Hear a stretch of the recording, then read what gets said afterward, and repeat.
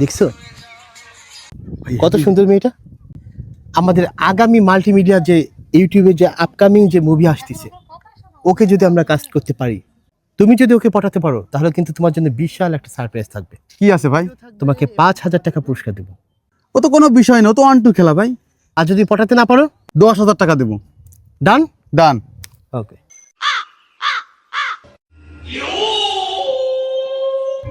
উফ, আপু নড়বেন না, নড়বেন না, নড়বেন না। ইস, এই লোকটা আপু, আপনি এতদিন কই ছিলেন? আপনারা তো দেখে মনে হচ্ছে পুরো বলিউডের নায়িকা।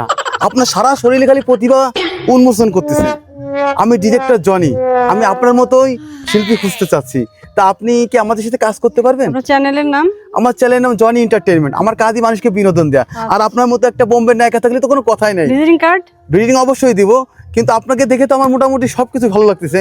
আর আশা করি আপনি বাংলাদেশের সেরা নায়িকা হবেন। আপনাকে আমাদের দরকার। তা আপনি কি আমাদের সাথে কাজ করতে পারবেন? অবশ্যই। Visiting card? অবশ্যই। আপু আপনারা দেখে তো আমার খুব ভালো লাগতেছে। এতদিন আপনি কই ছিলেন আপু? যেহেতু আপনি আমাদের নতুন পরিজন নায়িকা হবেন। বাহ বাহ, এটা একটু খুলে দেন, আপনারা খুলে দেন। ও আপু, তা নাম্বারটা দিছি, ফোনে রাত্রিবেলা কথা হবে না, একটু যোগাযোগ রাখেন। ভালো থাকেন, ঠিক আছে? টাটা কাকল ভাই, বাই। কাজ ডান। ওকে, আমি জানি যে তুমি কোনো কাজে ফেল করোনি, এটাও করবে না।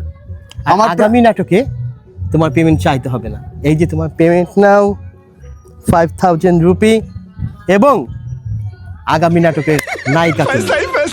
নায়ক আমি ভাই। সরি, নায়ক। उठा ले रे देवा, उठा ले।